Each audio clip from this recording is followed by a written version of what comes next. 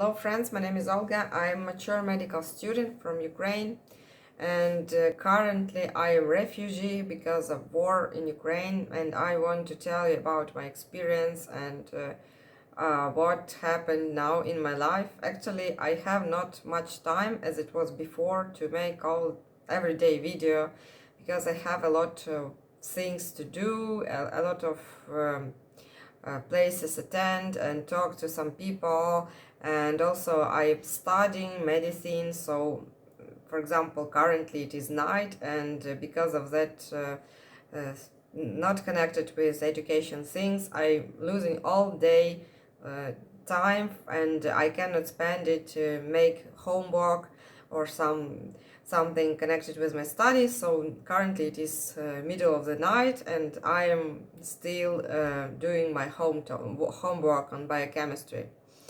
And but I want to make this short video for you. And what is about my experience as a refugee. First of all, when we come here, they proposed us some rooms, and here it is 11 person from Ukraine. We live a little bit separately. One group of person, 5 persons, they live a little bit far from here. Actually, it's the same place, but they have different kitchen, and they like together. And I and also 5 person, it means 6 person, they live together too, but a little bit also in other place. So we are like a little bit divided. And they have here restaurant and kitchen. And when we came, they gave us very tasty food. It was really very nice, a lot of food. It was just perfect. And then they said that we will not feed you all the time. If you have to cook by yourself, we will give you this food for 1 or 2 days, because you just came, and you know, maybe you try to, you know, a little bit relax, and then you will cook. You may order food, and you may ask for food in that kitchen, and they will give you all you need. And we said okay, and then we started to attend that kitchen and made list of all things we need. And it is my cat, sorry if you hear some sounds, he plays here. And we ask what we need, and one of, for example, representative of our group of 6 person come and take all products, and we always share. We divide on 2, because for that 5 person in other place and for us. And it happened some time, and then that girls, that part of Ukrainian group said to us that chief cook was angry with them and told that you shouldn't attend this kitchen so often. And we was very refused. We have a lack of products, lack of food, a little bit some products, you know, when you're cooking all the time. For example, you have a lot of sugar, you have a lot of rice, but you do not have meat or something. So we we have no some products, and so we was disappointed and confused if we can ask for these products after this. Then we come to him and ask, and he was very nice with us and explained that yes, we can take, and we took a lot of food, and also we share with them. And it was very strange. Then we proposed, before this unpleasant conversation, we proposed me and another person from our group, where I proposed to help on the kitchen, because we're taking food and we just do not pay, do not you know, work here. So we proposed just to help something you need. And it was very interesting. We helped on the kitchen. We do some parts of dishes, and cook was very happy about that. But then here they talk, maybe maybe it was director or someone who the head of this kitchen or restaurant, and they said that we cannot help because we didn't registrate it yet. We have no right to work here still, and if there's some people who are checking the work, checking everything, they will come and they will see that you work, and you do not registered, we will have a problem. So they said we cannot help. And okay, we say, okay, we will not help if you will have a problem. But actually this problem with food all the time it's appears, and they after that the people from our fund, they came to us, and this representative of this place where we are living told them, and they told us, that the restaurant, this is a small establishment, and it is have limit possibilities, so for them it is very hard to feed us. But when we come to, for example, for asking food, me and another woman, we asked, for example, 4 onions, and that chief cook said, no, 4 onions, I will give you box of onion. Okay, we said, okay, that's great. And we, for example, asked for 2 kilos or 1 kilos of cucumbers or tomatoes, and he said, no, I have a box of tomatoes, I will give you. I will have a half a box of cucumbers, I will give you. And he gave a lot by boxes, but not units. And he was very generous, and we didn't ask him a lot of this food. And after that we heard that we asked him too much, and it was very strange, and they gave really a small quantity of meat, for example, a little bit more than 1 kilo, and it is for 6 person, and the same for that 5 person. And they said, do not attend this kitchen often, but this meat will be for, I don't know, for 2 days, okay, for 3 days we will eat something after meat, maybe eggs, I don't know. But we cannot, do not ask any food, I don't know, for a week, for example. It is impossible. And the problems that not all people here from Ukraine, they have money. Some of them escaped without money, without anything. For example, for me, it was very hard to make exchange from hryvnia to euro. I, for example, bought dollars a little bit, but I afraid to spend a lot of them. I have not much, and I still do not registrate it. I have no permission to work, and they said that here it is really big problem to find a work, and even for local people it is hard to find work. And even that chief cook that on the kitchen, he said that he graduated from some college or even institute, and he came to his native city, and for him it was problem to find a job. And but it's ridiculous, because actually kitchen and restaurants, I think a lot of them, it's strange that he was without work. Okay, and so he decided to open his own restaurant, and after COVID he should close it, because was no people. It was very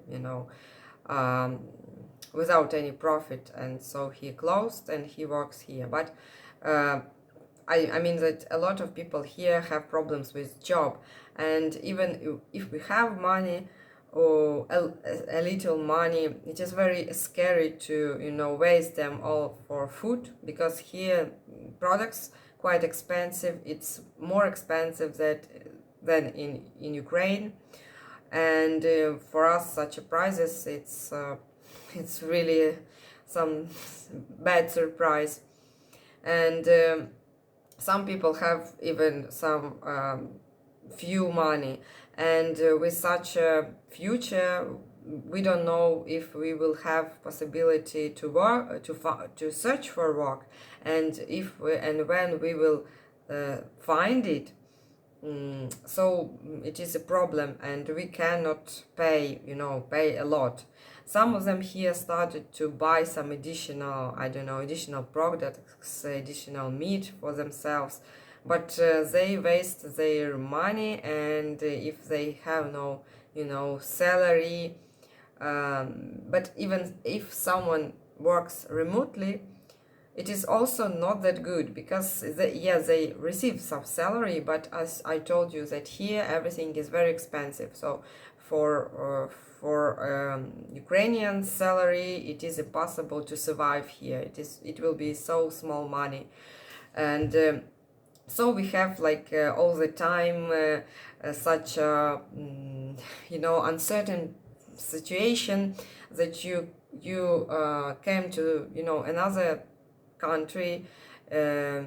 The fund says that you will live here, that everything will be fine, they will help you, but then we understood that not everything is perfect, and as you depend on this situation, you do not know how to behave, you know, better, because actually you don't know language of this country, you don't know the relationships and mentality of these people, how to behave, because sometimes they change their mind all the time, and I don't know how to react, and it's very, very bad that you depend all the time on such things. And another thing that they say that we will not live here, we will be will live, for example, me, as I'm single, they try to find for me such a family here who will be who will accept me with my cats, and I will live in this family with them. For example, other people, they, four of them, their family, child, teenager, woman, and her parents, their grandfather and grandmother. So this fund will search for family, for people here who will accept them as a to live in their house, or I don't know. And we live here, and we wait all the time when volunteers of that fund will say that okay, we already find you that place. But we know that people from Ukraine that came a bit earlier, not even a bit, they live more than 1 month and more, and they live, and no one accept them. And for example, now, just maybe few hours ago, here was some girl from Slaviansk. It is a very dangerous city now, because they're near, close to that already hot fights, or they could be. She said that no, almost no any people stayed there, but her mother refused to move out. They argue all the time. She tried to ensure that mother should move out, because for a few days it could be impossible, but mother say that it's here. She's quite old, not that really old, but you know, not young person, and she said, no, I wanted to leave this place with you, but as you told me that you don't want to move with me, and you left by yourself, I cannot, I afraid to move by myself. And she stay in that Slaviansk, but few hours ago, as I told you, her friends called and say that you will move out, I have a place and we will live together. And she said okay, because it is her friend. And so it could be that you should move out, you should pack your clothes. It could be for just a second. The volunteer who works with the documents will call and say, okay, tomorrow you will move out of here. And we live all the time in such a situation. We like wait for this, and it is also unpleasant and certain things. And after that, we understood that this girl I told you with her friend, and that friend, this is also a woman with a small children and her mother, and this girl I told you, together they will live not in the family but in some monastery, Catholic monastery. I mean, I know it's such a surprise. I mean that if they propose to live in monastery, maybe they have to ask at least this person, and it's not. I don't know if it is good, but for me, it sounds like there will be some strict rules. Maybe, I don't know, and not all people accept, for example, this. In the other hand, we have no choice because we are refugees. So it is really very strange situation, and you cannot think what to do, what is proper, and in the same time you cannot influence situation mostly.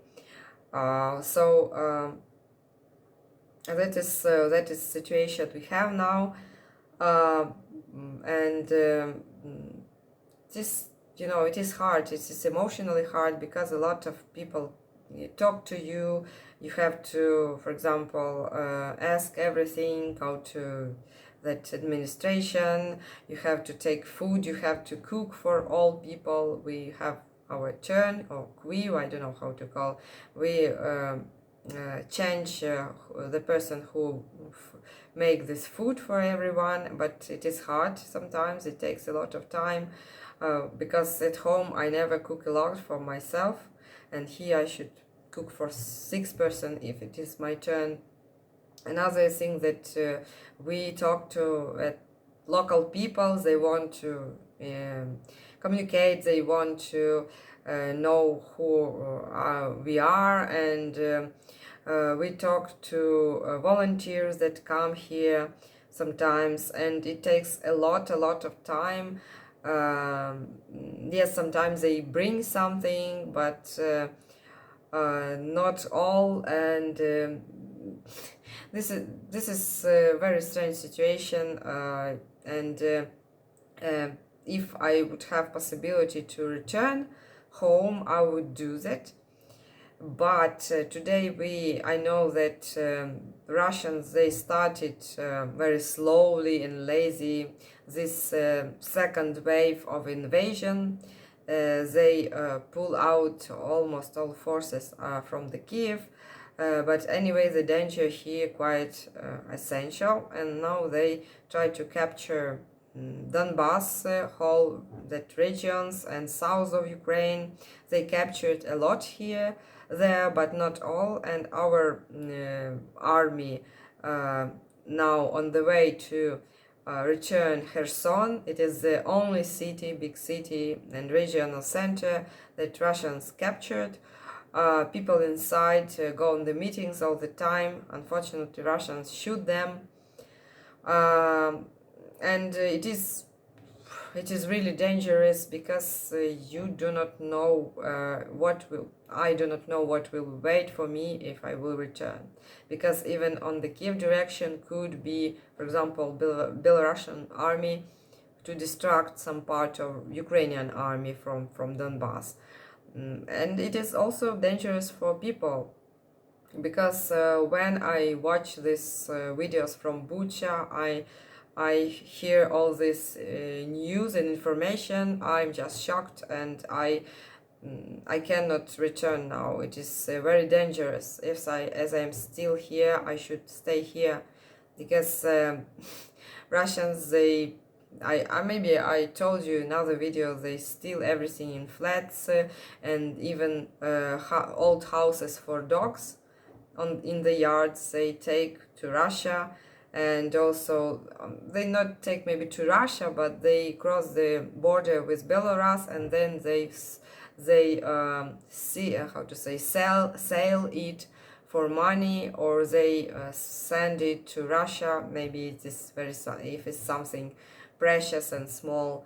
And a lot of Ukrainian things stolen by Russians, they are already on the markets of Belarus, and people, I don't know if someone buy it, maybe if it is very cheap, maybe in that case, I don't know. But also I got news that Russians, they come, for example, for people say that they come to save this family, and after a few minutes they killed the man of this family. The wife said, you should kill also me, and they said, no, we do not kill women. But anyway, his gun was right straight on that woman all the time, and they burned the house. And a lot of such cruel and amazing stories, when, for example, I got news that Russian tried rape or raped a baby. You understand? A baby. It is the kid not older than 1 year, for example 7 months or 8 months, and this Russian soldier tried to rape this baby. You understand how they crazy, these people? They just not the people, maybe, I don't know. And with such news I cannot return. And in the same time also I think that I should be useful for Ukraine. I shouldn't sit here and waiting for food. I should do something, but this process I cannot reach it fast, because all these registrations, all this work of funds, of volunteers, because of plenty of people here, because of this a lot of papers work. It is all very, very slowly, and of course I want to help Ukraine. By that means I could, but when I still have no any job, still no have any salary here enough for for sending at least money, some percentage of money for Ukrainian army, I cannot do it. I just sitting here and waiting for someone, for something, for place where I will live. I don't know, maybe it will be a family, maybe it will be a monastery, maybe I don't know, maybe I will stay here, and no one can tell me what will be tomorrow. It is really very hard, and night before this I couldn't sleep because I had a meeting with one local woman.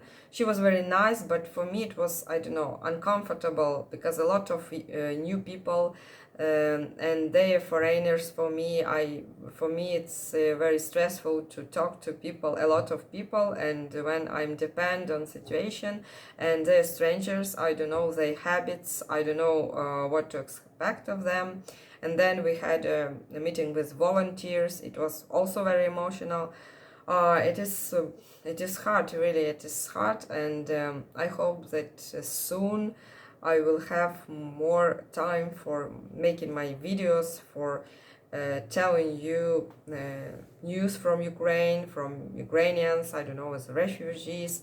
And also we have good news, for example, that video from Kiev, when Boris Johnson, the Prime Minister of Great Britain, came to Ukraine these days. It was very warm meeting with not just with our president, Zelensky, but with people on the street. They walked down on the street. Of course, there was a lot of bodyguards and soldiers around because of questions of security, but local people, Kievites who saw Boris Johnson, they all say him thank you very much that you're supporting Ukraine. We will not forget it. And one even woman, he escaped from Kharkiv and he took some it was like how to say, craft made of porcelain or something. It was two hens or roosters, and he made a gift to Boris Johnson, and also another same for President Zelensky. It was very, very, emotional moment, and she says that I am escaped from Kharkiv. These roosters and crafts from from some destroyed building near Kiev by Russians, and she wanted to take it, and she wanted to give to someone else, but as she saw the Boris Johnson and Zelensky by herself, she wanted to make this gift to them. So people here in Ukraine, and not here because I'm not in Ukraine, but anyway, they very appreciate that help, and I'm also appreciate that help, and I want to thank to everybody who support me, who write really warm and good comments. With good words, with words of support, and you sharing your opinions.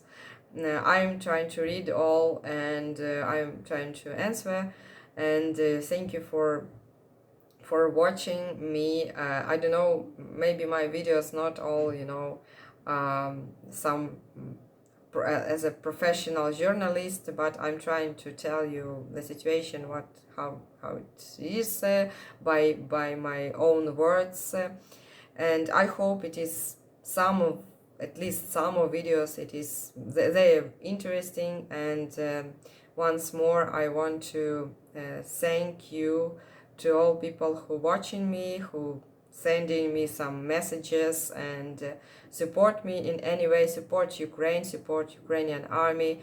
And actually they do not care about the destiny of our country, as actually we are part of